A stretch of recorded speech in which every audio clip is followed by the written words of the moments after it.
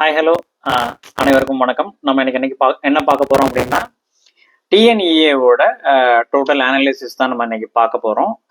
Tamil Nadu engineering admissions ஓகேங்களா. Tamil Nadu engineering அட்மிஷன்ஸை பொறுத்த வரைக்கும் யார் கண்டக்ட் பண்ணுறா அப்படின்னு பார்த்தீங்கன்னா DOTE, directorate of technical education. So ஒரு 4 வருஷத்துக்கு முன்னாடிலாம் அண்ணா யூனிவர்சிட்டி அதை பார்த்துக்கிட்டு இருந்தாங்க. நம்ம எப்போவுமே Anna university counselling, Anna university exam, Anna யூனிவர்சிட்டின்னு சொல்லி பழகிட்டோம். But Anna university itself coming under directorate of technical education, DOTE. So அதில் ஃபர்ஸ்ட் பார்த்தீங்க அப்படின்னா types of engineering colleges under TNEA பார்க்கலாம். முதல்ல இது 5 கேட்டகரியா பிரிக்கிறாங்க. ஒன்று யூனிவர்சிட்டி கேம்பஸஸ்ன்னு சொல்றாங்க. அப்புறம் government colleges, government aided colleges, constituent colleges, self financing colleges. ஓகேங்களா. கவர்மெண்ட் காலேஜஸ்லாம் என்ன அப்படின்னு சொல்லி பார்த்தீங்கன்னா யூனிவர்சிட்டி கேம்பஸ்ன்னு சொல்லுவாங்க. யூனிவர்சிட்டி கேம்பஸ் அப்படிங்கிறது என்ன அப்படின்னு பார்த்தீங்கன்னா சிஇஜி கேம்பஸ் கிண்டி, எம்ஐடி கேம்பஸ், அதே மாதிரி காரைக்குடியில் இருக்கக்கூடிய அழகப்பா கேம்பஸ், இதெல்லாம் உங்களுக்கு யூனிவர்சிட்டி கேம்பஸ் அப்படின்னு சொல்றாங்க. ஸோ ரெண்டாவது பார்த்தீங்க அப்படின்னா கவர்மெண்ட் காலேஜஸ் அப்படிங்கிறது பார்த்தீங்கன்னா இப்போ government colleges Karaikudi, government college Dharmapuri, இதெல்லாம் உங்களுக்கு கவர்மெண்ட் காலேஜஸ்ல சொல்றாங்க. கிட்டத்தட்ட ஒரு 11 கவர்மெண்ட் காலேஜஸ் இருக்குது. அடுத்து கவர்மெண்ட் எய்டட் காலேஜ் மொத்தம் தமிழ்நாட்டில் 3 காலேஜ் தான் இருக்குதுங்க.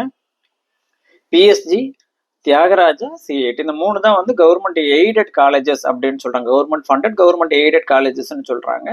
கான்ஸ்டிடியூயன்ட் காலேஜஸ்னா என்ன அப்படின்னு கேட்டீங்க அப்படின்னா which was like part campuses அப்படின்னு சொல்லலாம். இப்போ அண்ணா யூனிவர்சிட்டி விழுப்புரம் கேம்பஸ், அண்ணா யூனிவர்சிட்டி திருவாரூர் கேம்பஸுங்க, அண்ணா யூனிவர்சிட்டியில் இருக்கக்கூடிய திருச்சிராப்பள்ளி கேம்பஸ், கோயம்புத்தூர் கேம்பஸ், இதெல்லாம் கான்ஸ்டிடியூயன்ட் காலேஜஸ் அப்படின்னு சொல்றாங்க.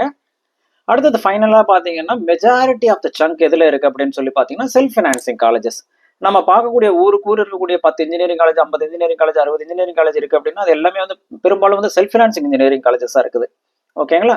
ஸோ 5 டைப் ஆஃப் காலேஜஸ் பார்த்துட்டோம். அப்புறம் அட்டானமஸ், நான் அட்டானமஸ். ஓகே.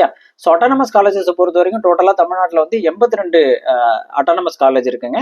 அஃபிலியேட்டட் காலேஜ் பார்த்தீங்கன்னா 382 காலேஜ் இருக்குது. டோட்டலாக பார்த்தீங்கன்னா 464 காலேஜஸ் டிஎன்இஏ கீழே வருது.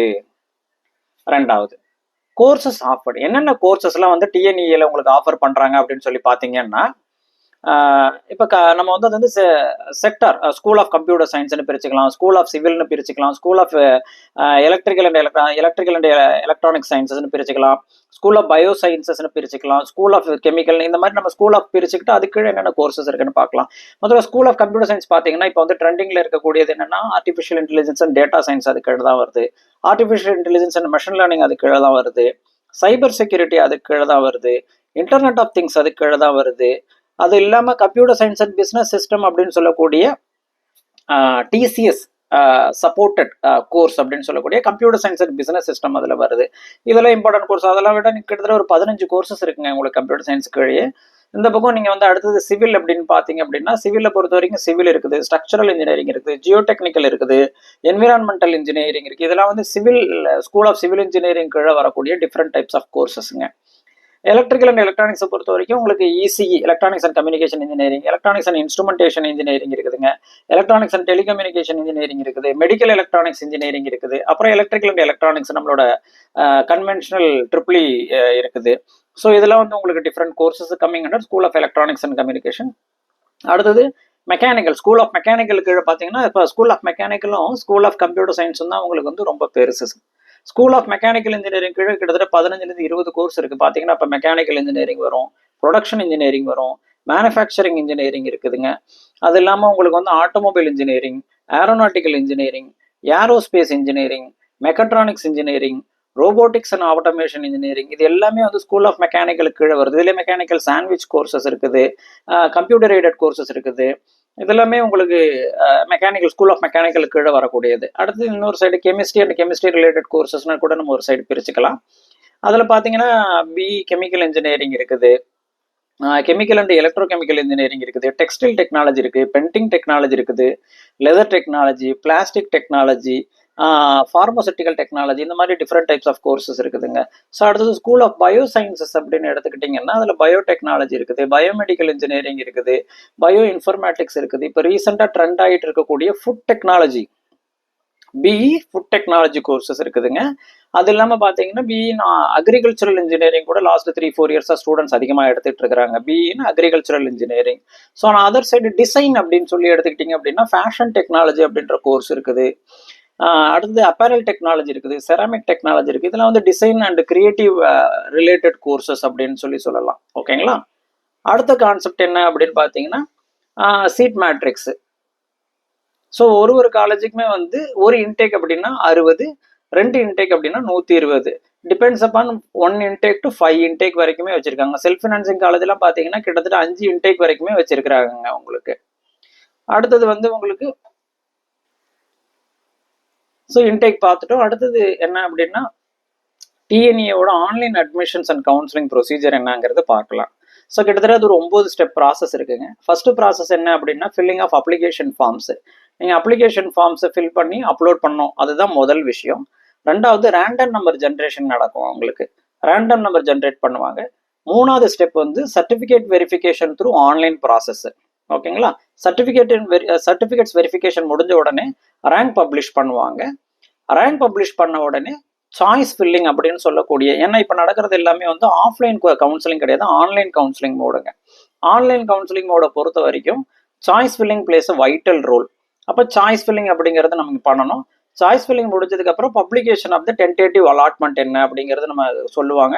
அலாட்மெண்ட் பண்ண பிறகு so whether we are going to proceed or we are not going to proceed or we are going for the further thing அப்படிங்கிறத நம்ம டிசைட் பண்ணணும். சரிங்க, நான் இப்போ டிசைட் பண்ணிட்டேன், ஓகே அவங்க அவங்க அலாட் பண்ணியிருக்க காலேஜ் எனக்கு ஓகே அப்படின்னா then we have to get the confirmation, then we have to report to the college and we have to pay for the fees. So இதுதான் வந்து உங்களுக்கு டிஎன்ஏயோட அட்மிஷன் ப்ராசஸ் அண்ட் கவுன்சிலிங் ப்ரொசீஜருங்க. So அதெல்லாம் வந்து dates பார்த்தீங்கன்னா இப்போ கவுன்சிலிங் பார்த்தீங்கன்னா ஃபர்ஸ்ட் யாருக்கு நடக்கும் அப்படின்னு பார்த்தீங்கன்னா அந்த 7.5 ரிசர்வேஷன் ஃபார் கவர்மெண்ட் ஸ்கூல் ஸ்டூடெண்ட்ஸுக்கு தான் முதல்ல நடக்கும். அடுத்தது ஸ்பெஷல் ரிசர்வேஷன் அப்படின்னு சொல்லக்கூடிய டிஃபரெண்ட்லி ஏபிள்டு பீப்புளுக்கான கவுன்சிலிங் நடக்கும். எக்ஸ் சர்வீஸ்மென் கோட்டாக்கான கவுன்சிலிங் நடக்கும். ஸ்போர்ட்ஸ் கவுன்சிலிங் நடக்கும். இதெல்லாம் முடிஞ்சதுக்கு அப்புறம் தான் வந்து உங்களுக்கு ஒகேஷனல் கவுன்சிலிங்கும் ஜென்ரல் கவுன்சிலிங்கும் ஸ்டார்ட் ஆகும். ஜென்ரல் கவுன்சிலிங் நடந்து அதுக்கப்புறம் ஃபைனலாக வந்து ஒகேஷனல் கவுன்சிலிங்கோட உங்களுக்கு முடியுங்க. ஸோ இதுதான் வந்து ஆக்சுவல் ப்ராசஸ். அடுத்து எலிஜிபிலிட்டி அப்படின்னு எடுத்துக்கிட்டிங்கன்னா எலிஜிபிலிட்டியில் வந்து ஃபர்ஸ்ட் நேட்டிவிட்டி ஒரு பையன் வந்து தமிழ்நாட்டில் பிறந்து தமிழ்நாட்டிலே வந்து 11th 12th வரைக்கும் படிச்சிருந்தான் அப்படின்னா அவனுக்கு நேட்டிவிட்டி சர்டிஃபிகேட் தேவையில்லை.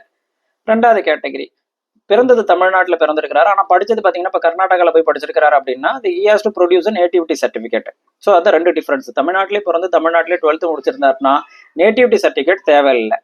இப்போ தமிழ்நாட்டில் பிறந்து கர்நாடகாவில் படிச்சிருந்தாங்க அப்படின்னா நேட்டிவிட்டி சர்டிஃபிகேட் அவங்க கண்டிப்பாக ப்ரொடியூஸ் பண்ணணுங்க. ஸோ இதுதான் வந்து நேட்டிவிட்டி ரிலேட்டட் எலிஜிபிலிட்டி. ஆனால் அதர் சைடு உங்களுக்கு மார்க் ரிலேட்டட் எலிஜிபிலிட்டி பார்த்தீங்க அப்படின்னா பாஸ் இன் ஹெச்எஸ்சி +1 அண்ட் +2 அது எவ்வளோ பர்சன்டேஜ் இருக்கணும் அப்படிங்கிறது டிபெண்ட்ஸ் அப்பான் த கேட்டகரி பொறுத்தவரை. ஏன்னா ரிசர்வேஷன் அப்படிங்கிறது தமிழ்நாட்டில் வந்து மாற்ற முடியாத ஒரு விஷயம். ஸோ அந்த ரிசர்வேஷன் பேஸில் தான் வந்து உங்களுக்கு வந்து மினிமம் மார்க்ஸ் கட் ஆஃபே வச்சிருக்காங்க. ஜென்ரல் கேட்டகரியாக இருந்ததுன்னா 45% பிசிஎம் இருக்கணும். பிசிஎம் பிசியாக இருந்ததுன்னா 40% அண்ட் எஸ்சி வரைக்குமே உங்களுக்கு 40% அலோவ் பண்ணுறாங்க உங்களுக்கு எலிஜிபிலிட்டி ஃபார் டிஎன்இஏ. ஸோ அதுக்கப்புறம் எலிஜிபிள் போர்டு அப்படின்னு பார்த்தீங்க அப்படின்னா state board, central board. State board அப்படிங்கிறது கிட்டத்தட்ட 25 ஸ்டேட் போர்டு இருக்கு நம்மளோட இந்தியாவில். அது இல்லாமல் உங்களுக்கு வந்து சென்ட்ரல் போர்டு அப்படிங்கிறது 2 சென்ட்ரல் போர்டு இருக்குங்க. ஒன்று வந்து சிபிஎஸ்சி, இன்னொன்று வந்து council for Indian certificate examination அப்படின்னு சொல்லக்கூட சிஐஎஸ்சிஇ அப்படின்னு சொல்லுவாங்க. ஸோ அது ஒரு சென்ட்ரல் போர்டு. 2 சென்ட்ரல் போர்டு இருக்குது, 25 ஸ்டேட் போர்டு இருக்குது. அதெல்லாம் ஓப்பன் ஸ்கூலிங் கூட அக்செப்ட் பண்ணுறாங்க. அதில் ஃபர்ஸ்ட் ஒரே open schooling national institute of open schooling NIOS அப்படின்னு சொல்லக்கூடிய NIOS தான் வந்து உங்களுக்கு வந்து எலிஜிபிள் போர்டு. அடுத்தது முக்கியமான அடுத்த விஷயம் என்னென்ன டாக்குமெண்ட்ஸ் உங்ககிட்ட இருக்கணும் டியூரிங் த அப்லோட் பண்ணும்போதும் இல்லை சப்மிட் பண்ணும்போது என்னென்ன டாக்குமெண்ட்ஸ் உங்ககிட்ட இருக்கணும் அப்படின்னு பார்த்தீங்க அப்படின்னா 10th மார்க் ஷீட் இருக்கணும், 11th மார்க் ஷீட் இருக்கணும், 12th மார்க் ஷீட் இருக்கணும், அப்புறம் உங்களோட டிசி, அப்புறம் நீங்கள் ஒருவேளை 7.5 ரிசர்வேஷனில் வந்தீங்க அப்படின்னா உங்களுக்கு அந்த கவர்மெண்ட் ஸ்கூலில் 6th 12th படிச்சிங்க அப்படிங்கிறதுக்கான சர்டிஃபிகேட் இருக்கணும். நீங்கள் வந்து இப்போ கேட்டகரி வைஸ் வரதுனால உங்களுக்கு வந்து பர்மனெண்ட் கம்யூனிட்டி சர்டிஃபிகேட் மேண்டேட்ரி. ஓசியாக இருந்ததுன்னா கம்யூனிட்டி சர்டிஃபிகேட் தேவையில்லை. ஓசியாவும் ஜென்ரலாகவும் இருந்தீங்கன்னா உங்களுக்கு வந்து கம்யூனிட்டி சர்டிஃபிகேட் தேவையில்லை. நேட்டிவிட்டி சர்டிஃபிகேட் நான் ஆல்ரெடி சொல்லியிருக்கேன் யாருக்கு தேவையில்லை அப்படின்னு சொல்லிட்டு. Income certificate also required when it is for different category. And first கிராஜுவேட்டாக இருந்தீங்கன்னா ஃபர்ஸ்ட் கிராஜுவேட் சர்டிஃபிகேட் கொடுக்கணும். அடுத்தது பார்த்தீங்கன்னா ரிசர்வேஷன் நம்ம இந்தியன் கவர்மெண்ட் தமிழ்நாடு கவர்மெண்ட் எப்படி பிரிச்சிருக்காங்க அப்படின்னு பார்த்தீங்கன்னா ஓப்பன் காம்படிஷனுக்கு 31% கொடுக்குறாங்க. பிசியாக இருந்தீங்கன்னா 26.5% கொடுக்குறாங்க. பிசி முஸ்லீமாக இருந்தீங்கன்னா 3.5% கொடுக்குறாங்க.